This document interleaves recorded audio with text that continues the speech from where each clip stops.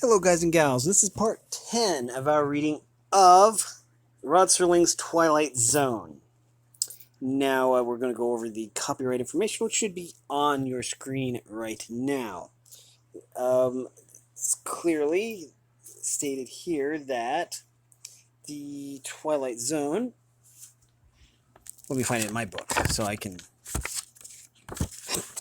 Okay, here we go. Clearly says here, Rod Serling's The Twilight Zone, copyright 1963 by Cayuga Productions Incorporated, and Rod Serling's Twilight Zone Revisited, copyright 1964 by Cayuga Productions Incorporated. All rights reserved. This 1983 edition is published by Bonanza Books, distributed by Outlet Book Company, a Random House company, and it gives all the addresses there. The book was previously published as two separate works entitled Rod Serling's The Twilight Zone and Rod Serling's Twilight Zone Revisited, printed and bound in the United States of America.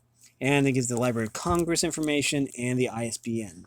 So, we started reading last time Judgement Night. And it's 20 pages long. It looks to be... No, wait. I was looking at that wrong. It is actually 16 pages. So we should be done with this one soon. Anyways, we met up with Lancer. His last name is Lancer. And he seems to have lost his memory, but he seems to know everything that's going to happen. So we're going to find out what's going to happen here. And he only has affection for Barbara, who is this teenage girl who's really nice to him or something. So we're going to continue on from there.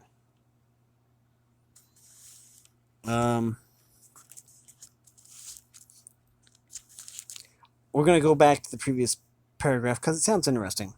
It was the voice of Barbara Stanley. It struck the first chord of human sympathy that Lancer had so far felt. Here on this ship, where all were against him, yet where he knew he must stay and fulfill some mission that he couldn't comprehend. Lancer turned away from Potter, who now was talking to a bartender whose face Lancer felt he had seen 1,000 times before. He passed tables where he saw passengers whose names, faces, even their gestures were more familiar to him than his own. He went through the familiar companionway and the door to the deck. He was out there again. In his place beside the rail beyond was the fog, through which the Queen of Glasgow no longer glided, but literally lurched under the full speed of the overtaxed motors. The ship was seeking an opening in that impenetrable curtain to the world without, and Lancer, in his turn, was seeking a rift that would enable him to glimpse the world within.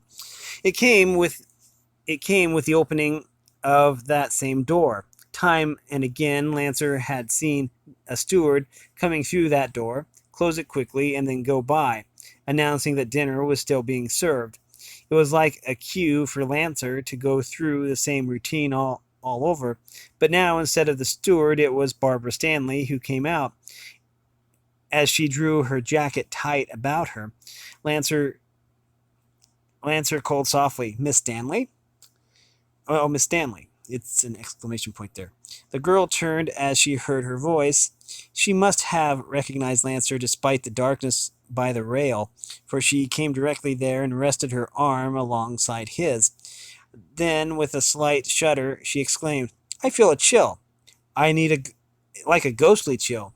It must be the fog. It's so weird. A fog carries a chill, doesn't it?"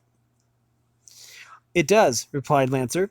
"Let me ask you one question, Miss Stanley. We have met before, haven't we?" "Why, no. We couldn't have met. Not until we came on board. You will forgive me, then, but I seem to remember you so well. Like all the others," he added. "The others?" "Yes. Everyone down at the dining salon. Saloon, sorry. I think I said salon in the last episode. Sorry about that. It's saloon, sorry. I've seen them all over and over." Lancer thrust his fingers through his hair, pressing his head hard. "Because always I am back with them, going over the same things as before." "I know that feeling," said Barbara sympathetically. "It grips me every now and then, but only momentarily. Does it seem that way right now?" No, not right now, Lancer's voice rose to an excited pitch. This is different. He paused, lacking words as the fog suddenly cleared from about them. This is like the rift in the mist, the moment you see clearly, only to have it close in again. You understand, don't you? I think so. Tell me all you remember from the very beginning, when you first came on board the ship. That's the odd part. I can't remember when or how I came on board. It was as if I suddenly woke up and found myself here on deck, standing by the rail. The door opened, a steward came out, and I went down to the dining saloon. Yes, we saw you come to the table tonight. But I mean, night after night, it seems over and over and over, always the same way, leaving me wondering, groping to find out about myself. At least you know your name. You are Curtis Lancer, as a professor at once a professor at Frankfurt, Germany, where you taught English. Not quite. I was Kurt Lancer, and a school teacher who taught English along with other subjects, you see. I was born in Frankfurt, and I was educated there. I did well in school, so I became a teacher. But you said something about being an exchange professor. That was Mr. Potter's idea, and I just went along with it. In a way, I was exchanged from Frankfurt. I was sent to Hamburg, where I taught English to members of the German Navy. When war threatened, I became a Lancer paused, his eyes closing, his face clouding. Barbara spoke softly and earnest. Don't try to remember everything right now. Perhaps if you could get some sleep. Sleep won't help me. Lancer's voice was strained, and his words echoed the chill of the fog. I feel as if this were a nightmare. I can tell that there is disaster out there. He swept his hand into the thinning fog. Disaster and doom. We are being stalked. There is a U-boat out there. I know it. I know it. As he spoke, Lancer sensed that Barbara's hand had rested on his arm, the only human touch he had felt since the start of this odd but too familiar episode. Now that touch, like the girl's voice, was gone. Lancer swung around to face not Barbara, but a ship's officer. The captain's compliments, the officer said. He would like you to come with me to his quarters for a short talk. Lancer went along without argument, again aware of exactly what would happen when they reached the captain's cabin. They found Captain Willoughby awaiting them there. He gestured Lancer to take a chair and motioned for the officer to stay. This is Mr. Danbury, my first officer, Chief Willoughby introduced him. Would you mind answering a few questions, Mr. Lancer? Anything you may ask, Captain. First of all, would you please show us your passport? Lancer's hand was already on its way to his inside pocket, where he went through the act of fumbling for what he knew would not be there. Then, as though he had rehearsed the words, Lancer replied, I'm afraid I don't have my wallet. It must be down in my cabin.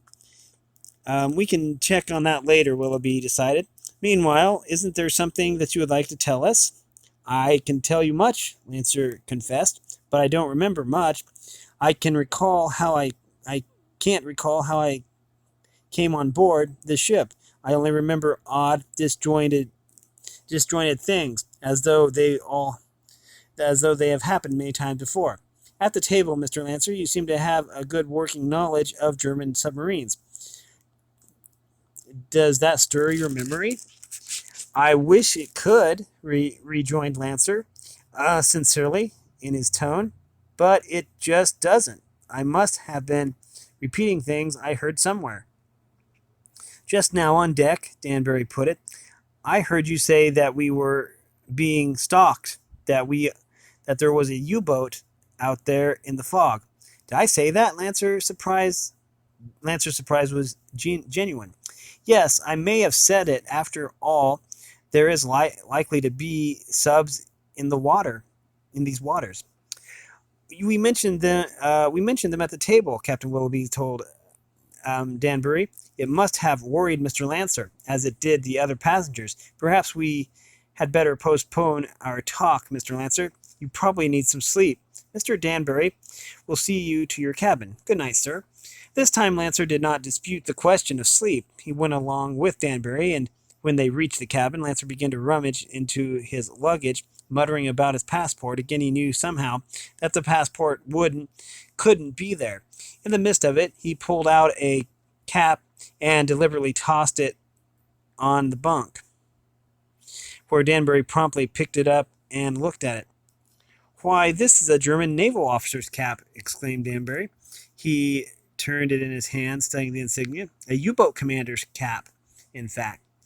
How did you happen to pick this up?" "Pick it up," said Lancer slowly. "I guess that's what I did. I must have just happened to pick it up."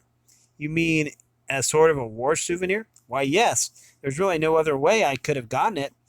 It didn't occur to Danbury that Lancer was fighting down his own doubts, striving to ward off some stark, pitiless truth that was clutching him with unseen tentacles, more potent than the grip of the fog outside. But Danbury was beginning to feel genuine sorry for Lancer now.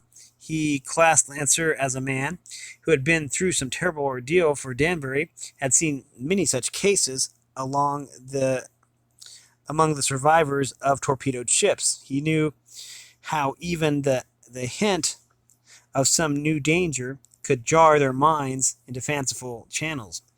"I'll have a look at your passport tomorrow, Mr. Lancer," said Danbury. "Just a matter of routine, since we don't have it listed.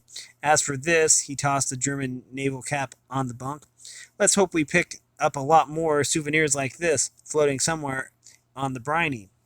Danbury bowed out, and when the door had closed behind him, Lancer picked up the discarded cap. He turned back the inner band and read the words he saw there, inked clearly against the letters. Kurt Lancer, Captain, Lieutenant, Kriegsmarine. Now a hideous discordance swept through Lancer's brain. The cap dropped from his nervous fingers. He stepped from the cabin and walked mechanically along passages and through companionways, his footsteps timed to the thrum-thrum of the motors. Even the ship's bells seemed off-key, as Lancer heard them chime the time. He reached the dining saloon, which he found deserted now, except for the bartender, who voiced a greeting and pushed across the bottle that Lancer indicated. Lancer poured himself a drink and asked, "Where are all the other passengers?"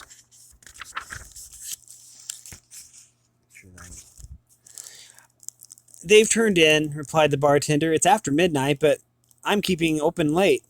If maybe people won't be able to sleep tonight, they might want to come in, as you did, sir." Lancer wasn't listening. He was studying the clock above the bar, noting the time as 10 minutes after 12. Slowly he muttered, "Until 1:15, just 1 hour and 5 minutes to go." The bartender stared puzzled. The Lancer finished his drink and helped himself to another.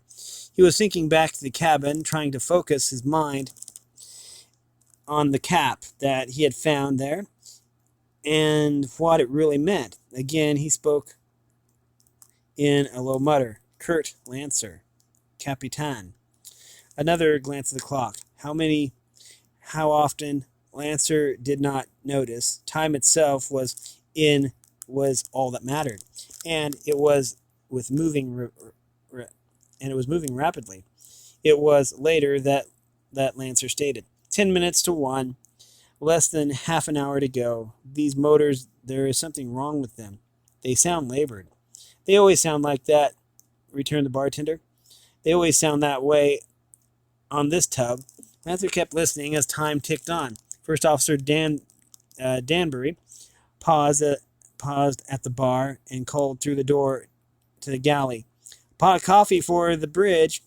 I'll wait for it here." 5 minutes past 1, Lancer muttered. "Only 10 minutes. He stopped abruptly, swung about to Danbury. Those motors are stopping, Lancer stormed. Why? Just a routine checkup, returned Danbury. We thought you didn't think it would be unthinkable to stop now. Now, leaving the ship adrift in sub-infested waters, where we are absolutely defenseless, these motors have broken down. They will be repaired, Danbury said soothingly. The fog is lifting, and we will be underway again very soon. The fog is lifting, answered Lancer. Sorry, that makes it worse. We won't be getting underway ever. Uh, we'll drift until 1:15. That's what he's been saying all along, the bartender confided to Danbury. 1:15, like something is due to happen then. Yes, at 1:15, Lancer was proclaiming it to Danbury now. Don't you know that a U-boat has been stalking us for hours and gaining on us ever since our motors slackened speed? Don't you know that the commander of the sub can tell what those sounds mean, just as I did? Calm yourself, Mr. Lancer, chided Danbury. Practically all our passengers are imagining such things. They're suffering from nerves. I'm suffering from knowledge. I know that the U-boat is already surfacing off our port now. We will be attacked, and we won't be able to run away unless you get those motors started and give them full speed ahead. It would be impossible at this moment, Mr. Lancer. Then you must warn the passengers. Get them to lifeboats. Suppose we just wait 10 minutes, suggested Danbury. Once your deadline is passed, you will realize how foolish your fears were. Those minutes were ticking rapidly. Lancer wanted to act, but seemed glued to his chair. Everything about him seemed unreal. But as for what was due to happen, Lancer had never been more sure of anything in all his life. In all his life? Could this be his life? This strange existence in which he could not act on his own? Why did he have to depend on Danbury and others to act for him? Why did he have to listen to his parrot phrases when he already knew the stupid things that they would say? While Lancer was debating those questions, the time for action came. The clock showed 1:15. Like a justification to Lancer's warning, there came an approaching screech, growing louder, and ending with a huge explosion. The whole ship shuddered under the impact. An enemy gunner had scored a direct shell hit on the drifting Queen of Glasgow. Momentarily, Danbury was frozen with disbelief. Then he was racing to the deck, followed by the steward from behind the bar, and the chief from the galley. The chef from the galley. Lancer's own limbs were now unleashed, and he was dashing along with them. As they reached the outside air, another shell came whining through the thinning fog, shivering the freighter with another crashing blast. Passengers were surging frantically from their cabins, and Lancer recognized the faces that he had come to know so well. There was Devereaux, caught in a daze of grim uncertainty; Potter, so excited that he was momentarily paralyzed; their wives both utterly terrified. Other passengers formed a frantic throng, while the deck was bathed in the glare of a searchlight from the U-boat, a gray bulk barely distinguishable in the mist. A stab of flame from the distant deck gun told that another devastating missile was on its way from the 1,000-yard range that Lancer had predicted. The shell hit below the waterline, and the Queen Glasgow reeled like a stricken creature. The confused passengers were flocking back to their cabins, thinking to find safety there, while Lancer raised his voice in a bellow. Get to the lifeboats. It is your only chance. Don't go back into those cabins. Nobody heeded the shout. Lancer himself felt powerless to act, yet at the same time immune to the further danger of which he was so oddly aware. Hardly had the group scurried for their ill-chosen refuge before A whining shell smashed the freighter's superstructure into a shapeless mass. Not all the victims were trapped or slain in those cabins. Miraculously, a few came stumbling from the twisted ruins. Among them, Lancer saw Barbara Stanley, and he rushed forward, shouting, pointing her towards a lifeboat, the very one he had first noticed when he found himself on board, the Queen of Glasgow. Barbara did not see Lancer, and his warning was drowned by the burst of another shell that found the bridge and shattered it, showering chunks of metal all around. But the girl escaped unscathed, for hands were already drawing her into the partially lowered boat, which was dipping beneath the rail as the steel shower rained above. Lancer could see the U-boat plainly now, for he had reached the bow of the sinking freighter and was shaking his fist defiantly in the glare of the searchlight. Another shell hit the Queen of Glasgow. Again, below decks, the commander of the sub had enjoyed his brutal fun and now was making short work of the freighter. Hurriedly, Lancer dashed back along the rail and waved frantically to the boat in which Barbara had gone, warning it to get away before the merciless U-boat captain shelled it too.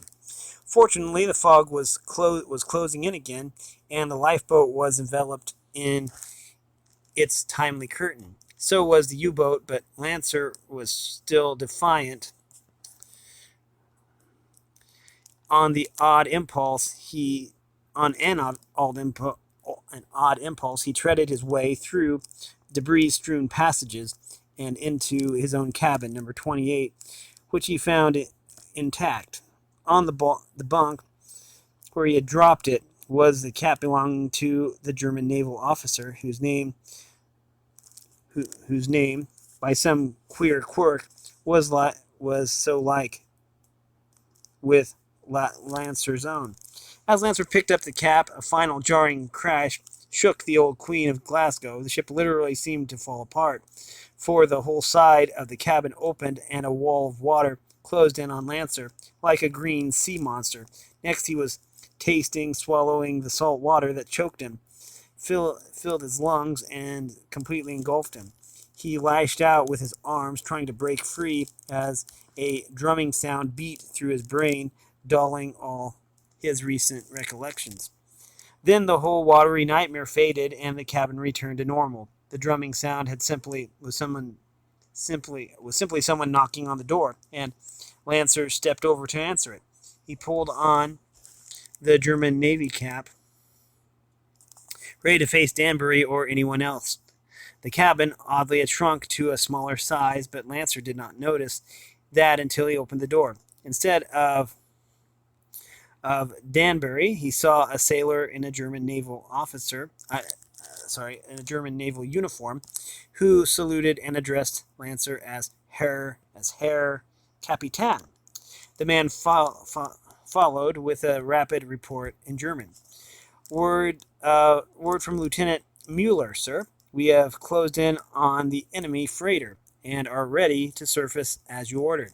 Lancer glanced at his wrist watch. He blinked as he saw gold braid on the sleeve and realized that he was wearing an officer's uniform instead of a plain jacket. The time, too, was puzzling. It was only 1 o'clock, yet Lancer was positive that not so long ago he had seen a clock, a highly accurate one, as he recalled, and that registered 1:15. In an amusing tone, Lancer muttered, 1 o'clock, 15 minutes to go.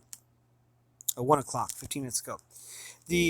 That cleared Lancer's mind of the crazy confused dream that had disturbed the brief doze he was having when Mueller's message arrived.